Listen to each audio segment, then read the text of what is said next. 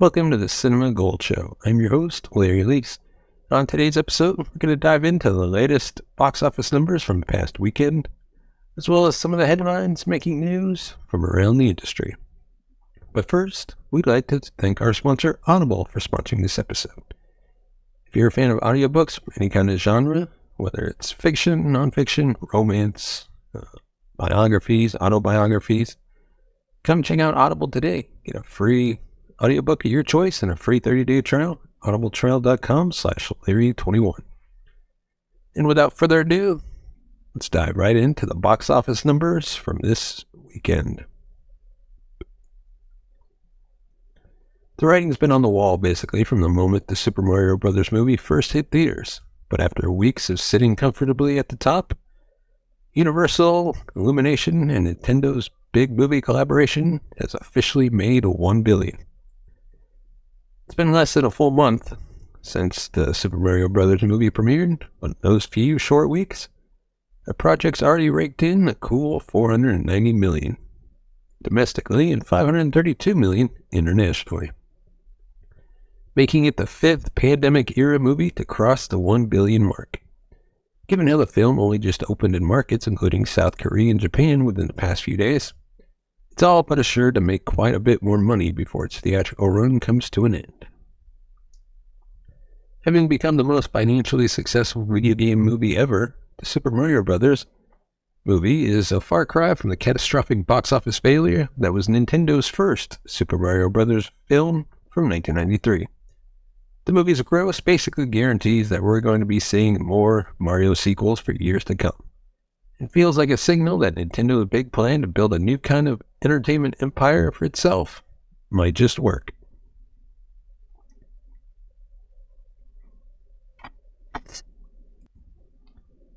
And with Mario at the top,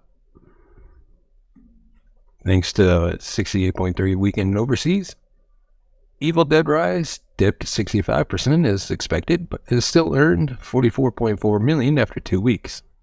New releases Are You There, God? It's Me, Margaret collected $6.8 million from over 3,300 venues, while the action epic Sisu and Big George Foreman scored $3.25 and $3 million respectively. Surprisingly, the 40th anniversary re-release of Return of the Jedi totaled an impressive $4.7 million at 475 theaters, an incredible 10,300 per screen average. So to recap, and number 1 is Super Mario Bros., followed by Evil Dead Rise. Then you have Are You There, God? It's Me, Margaret, John Wick Chapter 4, Return of the Jedi. Number 6, Dungeons and Dragons. Number 7 is Air.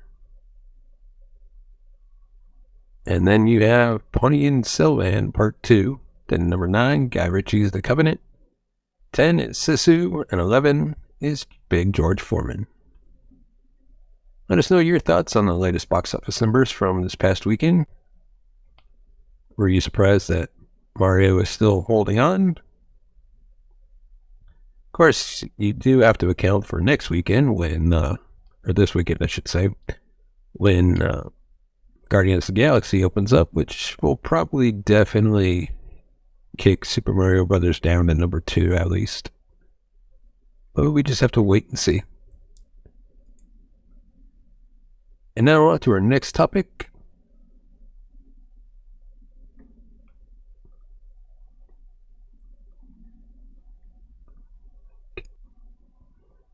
Only Murders in the Building Season 3 has finally found its release date.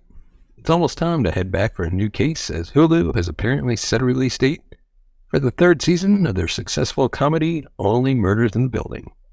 According to Variety, Steve Martin and Martin Short revealed that the series will return on August 8th, during a comedy show that took place in Orlando, Florida this weekend. After the 2nd season came to a close around a year before that, Selena Gomez will join the actors in new episodes from the show that took the comedy landscape by storm when it premiered back in 2021. Plenty of familiar faces will be featured in the new season as potential enemies or allies of the crime-solving team. When Only Murders in the Building made its debut, It told the story of how three people who were fans of true crime podcasts that had the same name as the show were brought together seemingly by destiny when a dead body is found inside the building where they all live. While Charles, played by Martin, and Oliver, played by Short, didn't have a clue of what was actually going on, it was revealed early on to audiences that Mabel, played by Gomez, was directly connected with the case. The crew behind the comedy and the network itself didn't anticipate how well the show would resonate with audiences, prompting the production to be renewed quickly. During the second season of the show, Charles, Oliver, and Mabel have to stay out of trouble as the police are after them due to how to stay close to the crimes they attempt to solve. Added to that, they would soon discover that someone else is trying to follow them and potentially hurt them, as the perpetrator of a crime is now 3 steps ahead of them in every moment. Besides the dangers surrounding the main characters, the show also delivered when it came to its signature sense of humor, even managing to introduce Amy Schumer as another resident of the Arconia. There are plenty of expectations for the third season of Only Murders in the Building, due to the fact that the previous season ended in a cliffhanger, with Paul Rudd's character dropping dead during a performance right before the credits began to roll. Besides the latest mystery for the team to solve, audiences will be excited to see Meryl Streep officially join the cast in the new installment. The 3-time Academy Award winner was seen in a recent teaser trailer for the series, while details regarding her character are currently kept under wraps. Let us know your thoughts on the upcoming season of Only Murders in the Building. Are you a fan of the show? Have you watched the other 2 seasons? Give us your thoughts on the show as a whole. Harrison Ford's as Indiana Jones 5 is Indy's final on-screen appearance. Harrison Ford's upcoming appearance in Indiana Jones and the Dial of Destiny marks his final appearance as the iconic archaeology professor. However, the actor also believes that it will mark the final appearance of the character himself on the screen.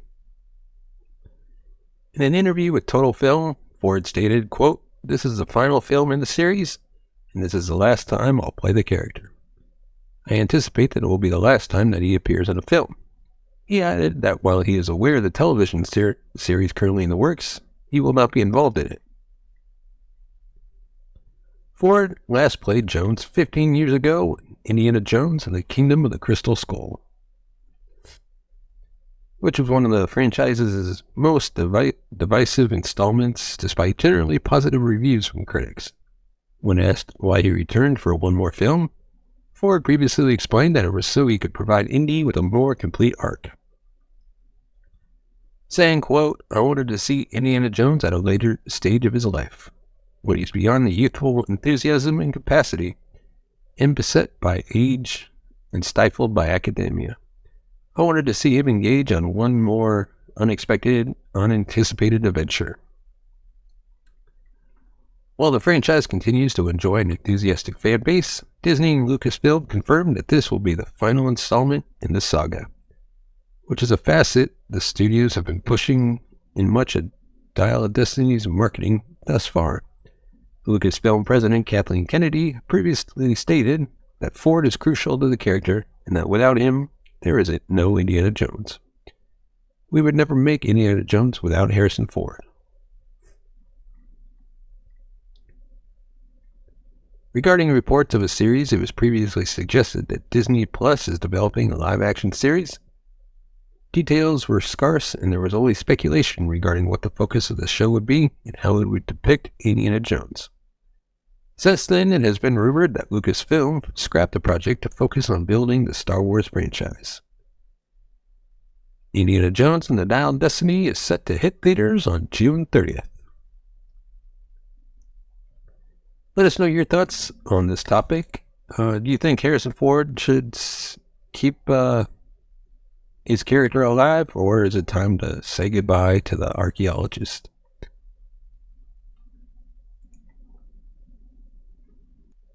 And now for our final little segment for Guardians of the Galaxy Volume 3, we're going to rank who's most likely to die. There's no way that Guardians of the Galaxy 3 doesn't leave us all in shambles, right? Between James Gunn's comments about the characters, tear-jerking trailers, we're basically guaranteed an ultra-emotional finale to the story of Marvel's beloved found family. Of course, a lot of that emotion will likely come from having to say goodbye to many characters whom we've grown to love. Guardians of the Galaxy ended with Groot's sacrifice to save his new family, though he's ultimately resurrected. Guardians of the Galaxy Volume 2 concludes with a Ravager funeral saying goodbye to the late Yondu with interstellar fireworks and Cat Stevens' ballad. This franchise is known to make use of grief and loss to drive characters forward and give us the emotions we love to feel at the movies. Guardians of the Galaxy Volume 3 likely won't be any different, and that probably means a hero we love is going away for good. It's tough to say exactly which character might be dying in the new Guardians movie. Some of the franchise stalwarts, however, seem to have a greater chance of biting the dust. So let's take a look and try to determine how likely they are to die in Volume 3. We're going to start with the least likely characters to die and move on to the most likely to die. But starting at number 7 is Groot. This one is pretty self-explanatory, right? We learned in the first movie that Groot can't really die. Versions of him can perish, sure, but there will always be a new Groot sprouting from the ashes. It also wouldn't make sense for Groot to be the biggest gut punch of Volume 3, since he provided the big emotional movement of Volume 1. So if you're worried about Groot, relax. He'll be just fine. Number 6 is Mantis. Mantis dying doesn't make a whole lot of sense, especially when you consider that this is the end of the road for the original Guardians. Yes, Mantis is unequivocally part of the team, but she wasn't of the 5 members that started it back in 2014. Any new iteration of the Guardians after this trilogy concludes will need to carry over some members from the past, mixing them with new entries. Mantis provides a perfect opportunity to do just that, reminding viewers of the team that used to be without ever wearing out her welcome. Number 5 is Kraglin. Kraglin's in a similar situation to Mantis. He was in the first Guardians movie, but only as a supporting character. It took him a while to really become a part of the group. Could Kraglin die in Guardians of the Galaxy Volume 3? Absolutely. But it wouldn't be nearly as big a blow as some of the franchise's other characters. It's also worth noting that Sean Gunn isn't as nearly as big of a star as the Guardians headliners. That doesn't mean he's replaceable as a talent or anything, but getting Kraglin for another movie or a quick cameo is a lot easier than tracking down Chris Pratt. Number 4, Nebula or Gamora. It makes sense to rope these two together because their fates are somewhat tied to one another. The story of these two sisters remains one of the most powerful in the entire MCU, as they've overcome an abusive father to find and support one another as adults and heroes. If one of these characters does die, you can bet on the other one making it through.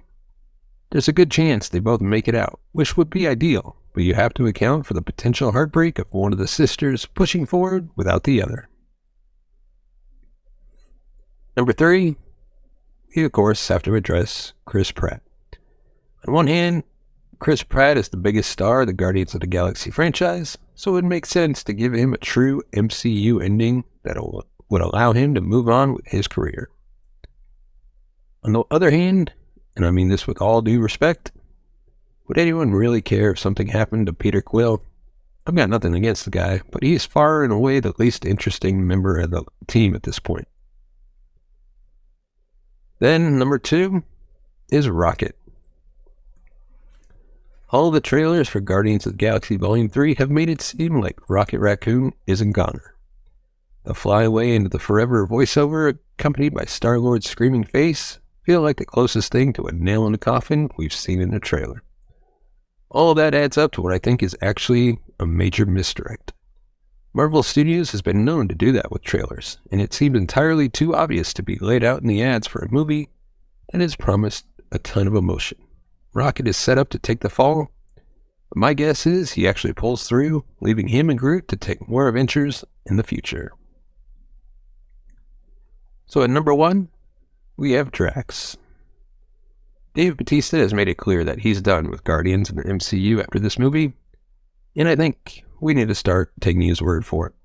Drax has grown as much, if not more than any other character in the Guardians lore, and his mission of seeing Thanos perish was accomplished in Avengers Endgame. It's now all about his friends, and he won't hesitate to lay his life on the line for any one of them. Let us know in the comments section below, who do you think is most likely to die in Guardians of the Galaxy Volume 3? And give us a thumbs up if you like our videos, subscribe to the channel for even more content, and ring that bell to be notified of future videos. And as always, if you want to support the channel, you can buy us a coffee at buymeacoffee.com/cinemagold. As always, thank you so much for watching and listening. We will see you next time.